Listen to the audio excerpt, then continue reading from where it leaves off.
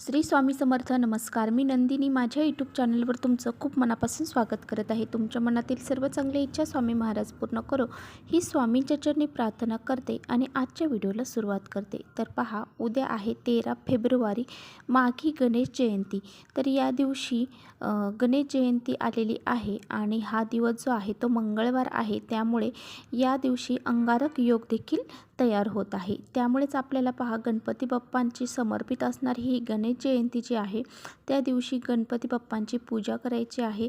त्याचबरोबर काही सेवा करायच्या आहेत आणि काही उपाय देखील आपल्याला करायचे आहेत. त्यामुळेच बघा, आपल्याला 31 तांदळाच्या दाणे या ठिकाणी अशा ठिकाणी अर्पण करायचे आहेत, ज्यामुळे बघा कठीणातील कठीण, तुमची कितीही कठीणातील कठीण इच्छा असू द्या, ती एका तासात पूर्ण होईल. आणि त्याचबरोबर तुमच्या घरामध्ये पैसा येऊ लागेल. तुमच्या घरामध्ये जर पैशाच्या अडचणी असतील, लक्ष्मी घरामध्ये टिकत नाही आहे, त्याचबरोबर आलेला पैसा कोणत्या ना कोणत्या मार्गाने बाहेर निघून जात आहे, मुलांची प्रगती होत नाही आहे, आपल्या घरामध्ये कोणत्याही प्रकारचे सुख समृद्धी निर्माण होत नाही आहे, तर अशा वेळेस तुम्ही हा एक उपाय आवर्जून करायचा आहे. तो कसा करायचा आहे याबद्दलच आजच्या व्हिडिओमध्ये आपण जाणून घेणार आहोत. त्यामुळे व्हिडिओ कुठे स्किप न करता शेवटपर्यंत नक्की बघा. आणि आपल्या चॅनलवरती जर नवीन असाल तर चॅनलला लगेच सबस्क्राईब करा आणि त्या शेजारील जे बेल आयकॉनचं बटन आहे ते सुद्धा प्रेस करा, म्हणजे माझ्या नवीन व्हिडिओचं नोटिफिकेशन सर्वात अगोदर तुम्हाला मिळेल आणि तुम्ही एकही व्हिडिओ मिस करणार नाही. आपल्या हिंदू धर्मामध्ये प्रत्येक दिवस हा कोणत्या ना कोणत्या देवांना समर्पित केलेला आहे. आणि पहा, उद्या 13 फेब्रुवारी आहे आणि या दिवशी गणेश जयंती आलेली आहे आणि मंगळवार देखील आहे. मंगळवारी ज्यावेळेस चतुर्थी येते त्यावेळेस अंगारकी योग तयार होत असतो. ज्यांना चतुर्थीचे व्रत सुरू करायचे आहे त्यांनी ह्या जी अंगारकी चतुर्थी आहे त्या दिवसापासून तुम्ही हे गणेश चतुर्थीचे व्रत चालू करू शकता. तर पहा, आपले जे गणपती बाप्पा आहेत तर ते लहानांपासून मोठ्यांपर्यंत सर्वांचेच लाडके दैवत आहे. त्यामुळे गणपती बाप्पांची जी जयंती आहे, त्यांचा जो जन्मदिवस आहे तो आहे उद्या 13 फेब्रुवारी मंगळवारी. आणि हा माघ महिन्यामध्ये जी चतुर्थी येते त्याच्या शुक्ल पक्षामध्ये गणेश जयंती ही साजरी केली जाते. तर पहा, महाराष्ट्रामध्ये 1.5 दिवसांसाठी गणपती बाप्पांची स्थापना ही देखील केली जाते. आणि ह्या गणेश चतुर्थीचा जो प्रारंभ आहे तर तो 12 फेब्रुवारीला संध्याकाळी 5 वाजता सुरू होणार आणि त्याचबरोबर ही जयंतीची समाप्ती जी आहे तर ती 13 फेब्रुवारीला दुपारी 2 वाजता समाप्त होणार आहे. त्यामुळे पहा, उदय तिथीनुसार जी वार आहे तर तो मंगळवार आणि 13 फेब्रुवारीला ही जयंती साजरी केली जाणार आहे. तर पहा, आपल्याला या दिवशी काय करायचं आहे तर सकाळी लवकर उठून आंघोळ करायची आहे आणि त्याचबरोबर आंघोळीच्या पाण्यामध्ये काही वस्तू टाकून आंघोळ करायची आहे. ते मी तुमच्याशी शेअर करणारच आहे. परंतु बघा, आंघोळ केल्याच्या नंतर आपल्याला देवपूजा करायची आहे. देवपूजा करताना मग गणपती बाप्पांना, आपल्याकडे गणपती बाप्पांची जी मूर्ती आहे तिच्यावरती अभिषेक घालायचा आहे आणि ओम गण गणपती नमः या मंत्राचा जप करत अभिषेक करायचा आहे. त्याचबरोबर गणपती बाप्पांना आवडणाऱ्या ज्या वस्तू आहेत तर त्यांना अर्पण करायच्या आहेत. म्हणजे जास्वंदीचं फूल गणपती बाप्पांना खूप आवडतं, त्यामुळे लाल जास्वंदीचं फूल त्यांना आपल्याला अर्पण करायचं आहे. 21 दुर्वांचा उपाय मी तुमच्याशी शेअर केलेला आहे, त्याप्रमाणे तुम्ही उपायसुद्धा करू शकता. आणि त्याचबरोबर बघा, गणपती बाप्पांना आवडणारा गूळ खोबऱ्याचा नैवेद्य दाखवायचा आहे. त्याचबरोबर आपल्याला तिळाचा नैवेद्य देखील या दिवशी दाखवायचा आहे, कारण या दिवशी तिळकुंच चतुर्दशी देखील आहे. त्यामुळे आपल्याला तिळाचा नैवेद्य दाखवायचा आहे. लाडू तिळाची तुम्ही जर करून नैवेद्य म्हणून दाखवला तर तो अतिशय प्रभावशाली ठरेल. आणि पहा, त्यानंतरच आपल्याला आपल्या जे सेवा झाल्याच्या नंतरच उपाय करायचा आहे, कारण कोणत्याही सेवा झाल्याशिवाय उपाय हा आपण करत नसतो. त्यामुळे अगोदर सेवा करून घ्यायच्या आणि त्यानंतरच उपायाला सुरुवात करायची. तो उपाय आपला प्रभावशाली ठरत असतो. तर पहा, आपल्याला उपाय काय करायचा आहे तर आपल्याला 31 तांदळाचे अखंड दाणे घ्यायचे आहेत. हे तांदळाचे दाणे आपण जे घेतलेले आहेत ते कुठेही तुटलेले फुटलेले नसू नये. आता पहा, यानंतर आपल्याला काय करायचं आहे, देवघरासमोर हा उपाय करायचा आहे.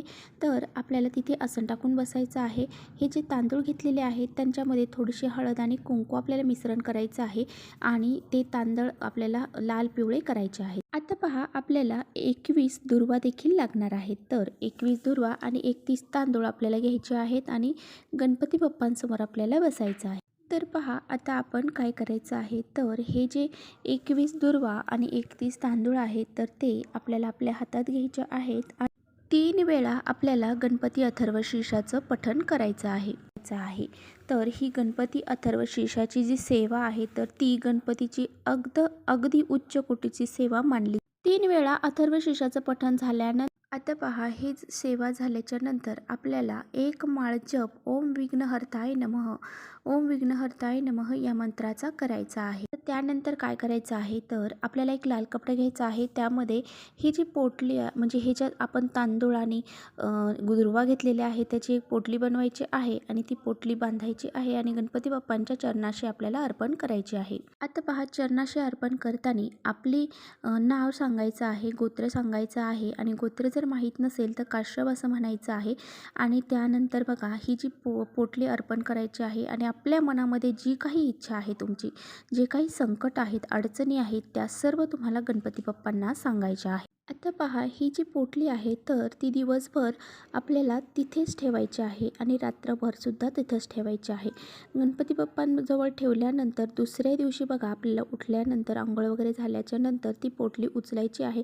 आपला जो मुख्य दरवाजा आहे पहा, मुख्य दरवाजाच्या आतल्या साईडने आपल्याला ती एका साईडला बांधून द्यायची आहे. तर ही पोटली जेव्हा आपण आपल्या मुख्य दरवाजावरती बांधू तर तिथूनच आपल्या घरामध्ये चांगले वाईट लोक हे येत असतात. त्याचबरोबर लक्ष्मी माता देखील आपल्या घराकडे तिथूनच येत असते.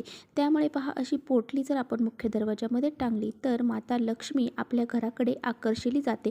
माता लक्ष्मीला तांदूळ हे अतिशय प्रिय आहेत, त्यामुळे ती आपल्या घराकडे आकर्षिली जाते आणि आपल्या घरामध्ये जे दुःख, दारिद्र्य, संकट, अडचणी आहेत त्यासुद्धा दूर होऊन जातात. म्हणजे घरामध्ये जी निगेटिव्ह एनर्जी आहे ती सुद्धा बाहेर निघून जाते. पहा, ही पोटली जी आहे तर ती महिनाभर आपल्याला आपल्या मुख्य दरवाजावरतीच राहून द्यायची आहे. परत जेव्हा चतुर्थी येईल, संकष्टी चतुर्थी असू द्या किंवा विनायक चतुर्थी असू द्या, त्यावेळेस ही जी पोटली आहे तर ती विसर्जित करायची आहे आणि परत पहा, अशाच प्रकारे पोटली बांधून आपल्याला तिथे ठेवायची आहे. असे हे आपल्याला 5 चतुर्थी जर आपण 5 महिने किंवा 5 चतुर्थी ही जर आपण सेवा केली तर आपल्या घरामध्ये कोणत्याही प्रकारच्या पैशाच्या अडचणी ह्या येणार नाही. आपल्याला कोणत्याच प्रकारची आर्थिक समस्याही जाणवणार नाही. आपल्या घरामध्ये लक्ष्मी माता ही कायमस्वरूपी टिकून राहील. असा हा अत्यंत प्रभावशाली उपाय केल्याने आपल्या घरामधल्या ज्याही समस्या आहेत त्या सर्व दूर होऊन जातात. म्हणजे तुमची कोणतीही कठीणातील कठीण इच्छा असू द्या ती सुद्धा तुमची पूर्ण होते. तर असा हा अत्यंत प्रभावशाली उपाय उद्या आवर्जून तुम्ही करा. तर इथेच थांबवते माझा व्हिडिओ. तुम्हाला व्हिडिओ आवडला असेल तर नक्की लाईक करा. चॅनलवर नवीन असाल तर चॅनलला सबस्क्राईब करा. परत भेटूया अशा छानशा व्हिडिओसोबत. तोपर्यंत श्री स्वामी समर्थ.